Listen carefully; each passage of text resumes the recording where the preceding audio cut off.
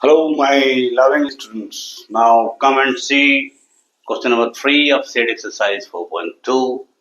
Find two numbers whose sum is 27 and product is 182. दो number आपको दिया गया है, इसमें कौन बड़ा है कौन छोटा है ये सब कोई बात नहीं कही गई है। देखिए क्वेश्चन को बढ़िया से समझना जरूरी है। क्या सेंस ऑफ क्वेश्चन है, what is the sense of question?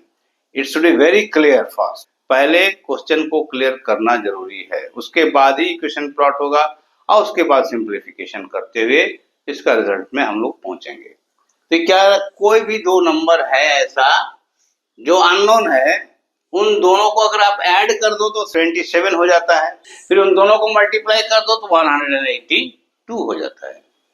तो उस दोनों नंबर को फाइंड करना है। ठीक है, पहले ही बोल दिया है find two numbers whose sum is 27 and product is 182।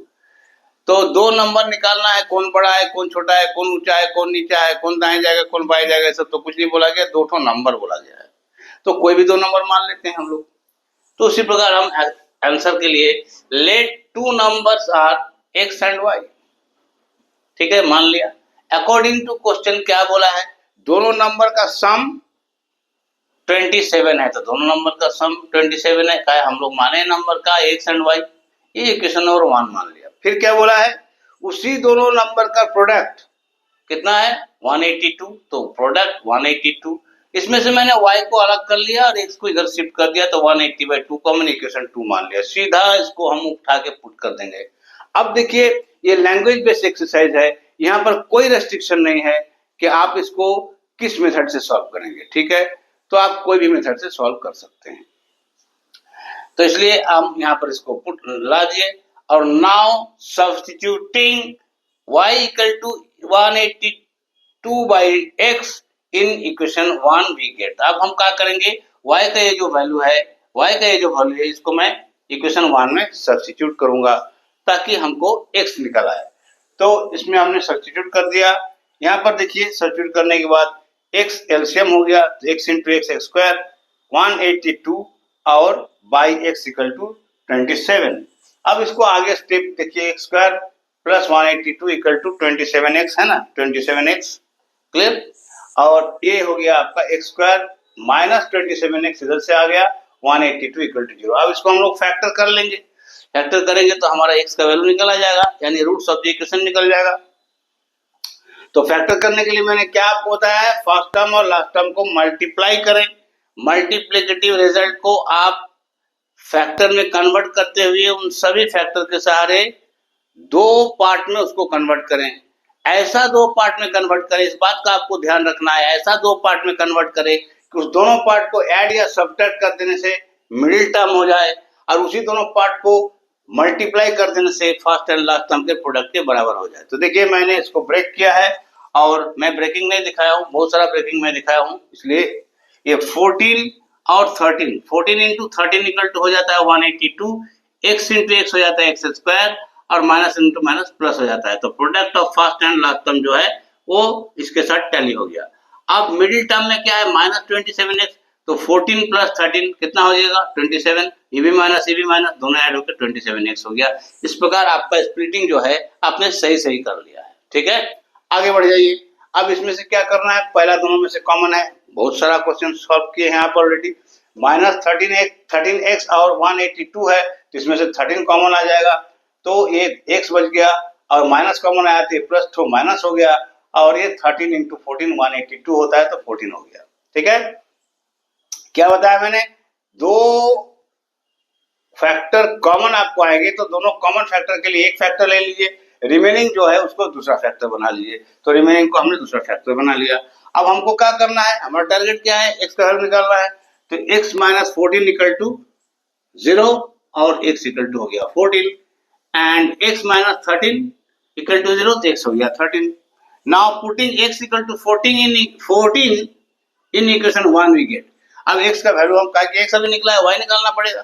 तो 14 जब हमने पुट किया है एक इक्वेशन 1 में, तो क्या वैल्यू आया देखिए, 14 प्लस y इक्वल टू 27, तो y इक्वल टू 27 और 14, y हो गया आपका 13। अब क्या करिए, x का आपका दो वैल्यू आया है, तो एक 14 का आपने यूज कर लिया, अब 13 का भी यूज करिए। Again putting x equal to 13 in equation 1 we get, तो ये देखिए 13 प्लस y इक्वल टू 27, तो y इक्वल टू 27 माइनस 13 और देयरफॉर y इक्वल टू 14। तो आपने क्या देखा, जब x 13 है तो y 14, जब x 14 है तो y 13, मतलब ये दो नंबर क्या क्या है ये हम लोग को पता चल गया। इन दोनों नंबर में से कोई एक नंबर 13 होगा तो दूसरा हो जाएगा 14, ठीक है। इसलिए thus the two numbers are 13 and 14, ये आपका क्वेश्चन नंबर 3 का आंसर हो गया, ठीक है। चलिए नेक्स्ट क्वेश्चन में चलते हैं। Well then here it is question number 4. Find two consecutive positive integer sum of whose square is 365. दो कंसेक्यूटिव पॉजिटिव इंटीजर है, इन दोनों के स्क्वायर का सम आपको गिवन है 365, तो आपको फाइंड करना है वही दो कंसेक्यूटिव पॉजिटिव इंटीजर। कंसेक्यूटिव शब्द का अर्थ क्या है? कंसेक्यूटिव का मतलब लगातार, एक के बाद एक, एक के बाद एक, एक के बाद एक, एक के बाद एक, कंसेक्यूटिव। पॉजिटिव, पॉजिटिव तो समझते हैं ना, ये नेगेटिव नहीं होना चाहिए। जो नंबर आपको आएगा आंसर में अगर नेगेटिव भी आएगा तो उसको आपको रिजेक्ट करना पड़ेगा, पॉजिटिव वैल्यू ही आंसर में आएगा, ठीक है। तो कंसेक्यूटिव शब्द का अर्थ आप क्या समझ गए? लगातार।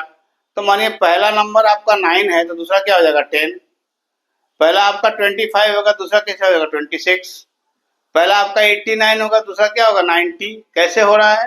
1 ऐड करने पे। तो कंसेक्यूटिव नंबर हम लोग कैसे प्राप्त करते हैं? कोई भी एक नंबर है उसमें 1 ऐड कर दो तो उसके बाद वाला नंबर मिल जाएगा, फिर 1 ऐड कर दो तो उसके बाद वाला नंबर मिल जाएगा। इस प्रकार हम लोग कंसेक्यूटिव नंबर्स को निकालते हैं, ठीक है। तो अगर पहला नंबर x है तो दूसरा क्या होगा? एक ज्यादा होगा, यानी x + 1 होगा।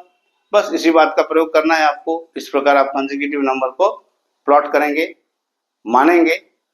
तो देखिए, let the two consecutive positive integers are x and x + 1 होगा ना। एक यदि x है तो दूसरा उससे एक ज्यादा होगा, तो x और x + 1 हो गया। अब अकॉर्डिंग टू क्वेश्चन क्या बोलता है? दोनों के स्क्वायर का सम, दोनों के x और x + 1 के स्क्वायर का सम है 365। Very simple. तो इसका स्क्वायर कर दिए, सम के लिए प्लस डाल दिए, दूसरा का स्क्वायर कर दिए और टोटल हो गया आपका 365 जो क्वेश्चन में हमको गिवन है, ठीक है ना।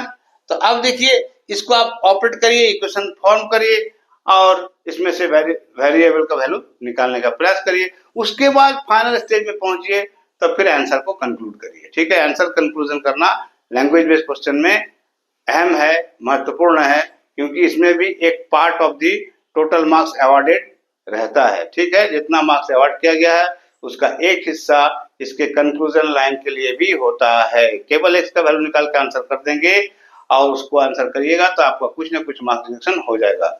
इसलिए कंक्लूजन हम हर आंसर में लिखते हैं, आप उसको फॉलो करिए, सीखिए और उसी तरह से प्रैक्टिस करके अपना प्रैक्टिस बना के रखिए ताकि एग्जाम में आपको इससे गलती ना होने पाए। चलिए आगे चलते हैं। तो ये हो गया x square a + b whole square का फॉर्म में, तो a square + 2ab + b square, a square + 2ab + b square, ठीक है। और माइनस कर लिया हम 365 को इस साइड का, इधर हो गया 0। तो x स्क्वायर ऐड कर दिए 2 हो गया, और यहाँ 2x है तो 2x लिख दिए, और 365 में से 1 को माइनस कर दिए तो 364 हो गया, ठीक। अब क्या है, फर्स्ट टर्म और लास्ट टर्म को मल्टीप्लाई करके निकाल कर लिया। लेकिन हम क्या देख रहे हैं एक बात उससे पहले कि यहाँ पर 2 जो है 2 जो है कॉमन है, यहाँ भी 2 कॉमन है, का एंड विथ 4 तो 2 कॉमन है, तो 2 कॉमन है तो मैंने 2 कॉमन निकाल लिया, क्या कि मेरा इक्वेशन छोटा हो जाएगा तो कैलकुलेशन करने में आसान होता है। वैसे आप इसी इक्वेशन को लेके चलिएगा तो आप कर लीजिएगा, ऐसा कोई बात नहीं है, आंसर आ जाएगा, ठीक है। But to make our solution comfortably to solve it, हम लोग क्या करते हैं, जब भी हम देखते हैं कि यहाँ पूरा इक्वेशन में कुछ कॉमन लेके हटाने का है, छोटा करने का कोई उपाय है, तो हम लोग उसको छोटा कर लेते हैं। तो इसलिए हम लोग क्या किया, 2 कॉमन निकाल लिया तो ये x हो गया, ये भी x हो गया, x स्क्वायर हो गया, ये x हो गया, और ये 364 को 2 से कॉमन लिया तो 182, ठीक है ना। 2 * 4 6 6 * 8 * 16 और 2 * 1 3, तो 364 हो गया। अब इस 2 को हम इधर शिफ्ट कर दिए तो इधर ये 0 हो गया। अब ये बचा फाइनल स्टेज इक्वेशन का। अब इसको हमको ब्रेक करना है, तो फर्स्ट टर्म लास्ट टर्म को मल्टीप्लाई किया था -182, तो -182 को हमने क्या करेंगे, 182 का एलसीएम लेके फैक्टर बनाएंगे, फैक्टर बनाने के बाद उसको अरेंज करेंगे दो पार्ट में, ऐसा दो पार्ट में अरेंज करेंगे जिसको ऐड या सब्ट्रैक्ट करने से मिडिल पार्ट हो जाए, जिसको मल्टीप्लाई करने से फर्स्ट एंड लास्ट टर्म का प्रोडक्ट के बराबर हो जाए। ठीक है, तो अब देखिए ये हो गया एक्स स्क्वायर, इसको हमने किया 14x, ये किया 13x। इसके पहले वाला क्वेश्चन में भी आप देखे थे 182 ही था, तो उसका ब्रेकिंग आप देखे थे ना 13 14 ही था, तो यहाँ भी 13 14 ही हो गया, आसान हो गया। तो ये x square plus 14x minus 13, ऐसा क्यों किया, कहा कि प्लस x चाहिए यहाँ हमको, तो 14 में से 13 चला जाएगा तो प्लस x यानी सिंगल x बच जाएगा, और ये आपका 182 है तो रहेगा। अब इन दोनों में से पॉसिबल कॉमन x है, तो x कॉमन निकाल लिया तो x प्लस 14 हो गया। इन दोनों में से पॉसिबल कॉमन 13 है, 13 नहीं -13 है, तो -13 कॉमन निकाल लिया, तो यहाँ बच गया x और यहाँ बच गया 14, माइनस कॉमन हो गया है तो ये प्लस हो गया। तब इन दोनों फैक्टर कॉमन के लिए एक फैक्टर ले लीजिए x प्लस 14, और फिर आप बचा हुआ को क्या है x -13, तो x -13 को ले लीजिए और ये आपको इक्वल टू 0 हो गया। अब इन दोनों में से आपको निकालना है, तो आइदर, कभी नाउ लिखते हैं हम, कभी आइदर लिखते हैं, तो आइदर और भी आप लिख सकते हैं, ठीक है ना, ये शॉर्टकट में हो जाएगा। Either x plus 14 equal to 0, तो x प्लस 14 इक्वल टू 0, तो ये x इक्वल टू -14, और x -13 इक्वल टू 0, तो x इक्वल टू 13, ठीक है ना। मतलब ये फैक्टर आप बना रहे हैं इक्वल टू 0 है, तो दोनों फैक्टर, ये 2 फैक्टर है या 10 फैक्टर है, सभी फैक्टर बारी बारी से इक्वल टू 0 होगा, तभी रिजल्टिंग वैल्यू 0 हो सकता है, ठीक है ना। इसीलिए आइदर दिस इक्वल टू 0 और दिस इक्वल टू 0, इस प्रकार हमने -14 और प्लस 13 निकाला, लेकिन -14 तो हमारे आंसर का पार्ट नहीं हो सकता है। काहे कि मेरा क्वेश्चन क्या बोलता है, पॉजिटिव इंटीजर है, तो ये तो नेगेटिव है, तो इसको आपको रिजेक्ट करना पड़ेगा, ठीक है। तो आप ऐसे भी कर सकते हैं, नेग्लेक्टिंग और rejecting negative value, we have x equal to 13 and then x plus 1 equal to 13 plus 1 14, ऐसे भी कर सकते हैं आप, लेकिन मैं थोड़ा सा अलग हट के तरीका दिया हूं। क्या है, तो यहां लिख दिया हूं, देखिए, since the given numbers are positive, so x equal to -14 can not be a part of the required solution. चूंकि क्या है, जो गिवन नंबर्स है वो सब पॉजिटिव बोला गया है क्वेश्चन में, इसलिए x इक्वल टू -14 जो है ये इस सॉल्यूशन का एक पार्ट नहीं बन सकता। तो क्या बन सकता, तो सो x इक्वल टू 13 हो सकता है। तो x इक्वल टू 13 अगर हो जाएगा तो दूसरा नंबर हम लोग क्या माने, x प्लस 1, तो x plus 1 equal to 13 plus 1 14। अब कंक्लूजन ड्रॉ कर दीजिए, thus the required two consecutive positive integers are 13 and 14. Clear? Now come and see question number 5. Well then, here it is question number 5. चलिए अब 5 को भी solve कर लीजिए। The altitude of a right triangle is 7 less than its base. एक right triangle है जिसके altitude उसके बेस से 7 यूनिट कम है, ठीक है। If the hypotenuse is 13 centimetre, अगर उस राइट ट्रायंगल का हाइपोटेन्यूज 13 सेंटीमीटर हो तो क्या करना है, फाइंड अदर टू साइड्स, मतलब ऑल्टीट्यूड एंड बेस आपको फाइंड करना है, ठीक। तो इसको पहले आइए डायग्रामेटिक समझ लीजिए बढ़िया से। ये मैंने एक राइट ट्रायंगल बना के रखा है, इसको बोला है 13 सेंटीमीटर है इसका हाइपोटेन्यूज, बेस को मैंने मान लिया है x, और बोला है ऑल्टीट्यूड इसका बेस से 7 यूनिट कम है, तो ये x माइनस 7 सेंटीमीटर हो गया। Clear, altitude is 7 unit less than it's base, तो बेस को x मान लिए, तो उसमें से 7 माइनस कर दिए तो ऑल्टीट्यूड मालूम हो गया, ठीक। अब देखिए कैसे लिखे हैं, let base of the right triangle equal to x centimetre, therefore altitude of the right triangle equal to x minus 7 centimeter. Given that length of hypotenuse is 13 centimeter, ये आपको given है, तो अकॉर्डिंग टू पाइथागोरस थ्योरम हम लोग क्या जानते हैं, किसी भी राइट ट्रायंगल में H square equal to P square plus B square होता है, ठीक है। According to Pythagoras theorem we know that in any right triangle square of the hypotenuse is equal to sum of the square of its perpendicular and base. Pythagoras theorem से हम ये जानते हैं कि किसी भी राइट ट्रायंगल का hypotenuse का स्क्वायर उसके परपेंडिकुलर स्क्वायर और बेस के स्क्वायर के सम के बराबर होता है।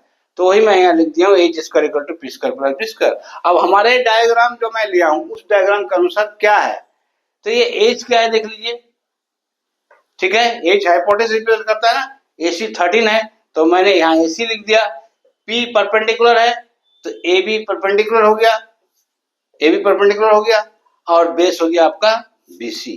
अब इसके जो वैल्यू हमारे डायग्राम में दिया हुआ है या मेरे क्वेश्चन में गिवन है, जो भी आप बात बोल लो दोनों बात सही है, वो उठा के इसके वैल्यू को रिप्लेस करेंगे, ठीक है। तो AC स्क्वायर 13 का स्क्वायर और उसके बाद AB स्क्वायर ये हो गया x माइनस 7 का स्क्वायर, फिर BC स्क्वायर यानी कि बेस स्क्वायर तो x स्क्वायर, ठीक है। अब इसको ऑपरेट कर रहे हैं, 13 का square 169, a minus B whole square तो a square minus 2ab plus b square और ये प्लस x स्क्वायर।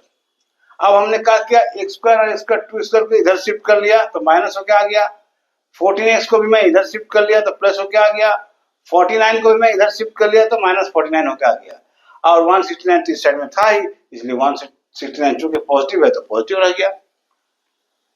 आगे सिंप्लीफाई किए तो minus 2x square plus 14x और 49 इसमें से माइनस कर दिए तो प्लस 120 बच गया मेरा। अब हम देख रहे हैं क्या इसके थ्रू आउट देखिए 2 का 2 कॉमन दिख रहा है आपको आराम से, तो हमने माइनस 2 को कॉमन निकाल लिया। इस क्वेश्चन को छोटा करने के लिए मैं बार बार बताता हूँ कि इक्वेशन छोटा करने का मौका लगे तो छोटा जरूर कर लीजिए, उससे क्या होगी कि आपको सिंप्लीफिकेशन में सहूलियत होती है, ठीक है। तो माइनस 2 कॉमन निकाल लिए तो ये माइनस था तो प्लस हो गया, 2 कॉमन आ गया तो खाली x बच गया, ये प्लस है तो माइनस हो गया, 14 से 2 कॉमन हो गया तो 7 बच गया और ये प्लस है तो माइनस हो गया, 120 में से 2 कॉमन हो गया तो 60 बच गया, ठीक है। अब ये हो गया x square minus 7x minus 60 equal to 0 by minus 2 का हमने शिफ्ट कर दिया, ठीक। अब इसको ब्रेक करना है तो 60 12 इंटू 5 60 होता है तो मौजवानी ही फैक्टर कर सकते हैं, तो 12 में से 5 चल जाएगा तो 7 बचेगा, माइनस साइन आपका 7 में है तो हमने माइनस 12 कर दिया और प्लस 5 कर दिया। अब देखिए माइनस 12 प्लस 5 इक्वल टू क्या होगा, माइनस 7 होगा, हो जाएगा ना। अब माइनस 12 और 5 को अगर आप मल्टीप्लाई करते हैं तो plus into minus minus, 12 into 5 60, x into x square. तो देखिए लास्ट टर्म और फर्स्ट टर्म दोनों का मल्टीप्लाई करिए, ये भी माइनस 60 एक्स स्क्वायर के बराबर है। अब आइए इस पर कॉमन लेना है, नेक्स्ट स्टेप में ये ना करते हैं आप कॉमन लेते हैं ना, तो लीजिए कॉमन, x कॉमन हो गया, x माइनस 12, इन दोनों में से क्या कॉमन हुआ 5 कॉमन तो ये भी x माइनस 12। अब ये दोनों सेम फैक्टर हो गया तो उसके लिए कॉमन फैक्टर बचा हुआ जो है आपका x प्लस 5 तो x प्लस 5 इक्वल टू 0 कर दिया मैंने, ठीक है। अब इधर x माइनस 12 इक्वल टू 0 तो x इक्वल टू 12 और x प्लस 5 इक्वल टू 0 तो x इक्वल टू माइनस 5। लेकिन कोई भी राइट ट्रायंगल के लेंथ ऑफ हाइपोटेन्यूज हो, चाहे लेंथ ऑफ परपेंडिकुलर हो, चाहे लेंथ ऑफ बेस हो, कोई भी नेगेटिव नहीं हो सकता, ठीक है। ये सारे के सारे पॉजिटिव होंगे, क्लियर। तो इसलिए आपको क्या करना है, ये एक पॉजिटिव वैल्यू है नेगेटिव वैल्यू है तो नेगेटिव वैल्यू का आपको नेग्लेक्ट करना है और उसके बाद ही आपका आंसर निकालना है, ठीक है। तो considering positive value of x we have, हमने नेगेटिव वैल्यू को आप ऐसे भी लिख सकते हैं neglecting negative value of x we have, but हमने लिखा क्या considering positive value of x we have. तो पॉजिटिव वैल्यू क्या है 12 है तो देखिए x इक्वल टू क्या हो जाएगा 12 और x माइनस 7, ये देखिए x माइनस 7 डायग्राम में तो x minus 7 equal to 12 minus 7 equal to 5, 10 base equal to 12 का है, x का आपने बेस माना है तो ये हो गया 12 सेंटीमीटर और ऑल्टीट्यूड क्या हो जाएगा 5 सेंटीमीटर का है, 7 को माइनस कर दीजिए 12 से यानी कि x माइनस 7 है तो x माइनस 12 5 हो गया, ठीक है। ये आपका आंसर आ गया, क्लियर हो गया क्वेश्चन नंबर 5 क्लियर। अब next and last question of set exercise की ओर चलते हैं, ठीक है। Well students, then it's a last question of exercise 4.2. The question is a cottage industry produces a certain number of pottery articles in a day. It was observed on a particular day that the cost of production of each article in rupees was 3 more than twice the number of article produced on that day. Cost of production क्या है? Rupees 3 more than 2 times the number of article produced on that day. उस दिन जितना number of article produce हुआ उसके 2 गुने से 3 रुपया ज्यादा है cost of production. If the total cost of production on that day was rupees 90, total cost of production 90, find the number of articles produced and cost of each article. ठीक है, तो कितना नंबर ऑफ आर्टिकल प्रोड्यूस हुआ और एक article का cost क्या होगा. आइए देखिए क्या आंसर होगा.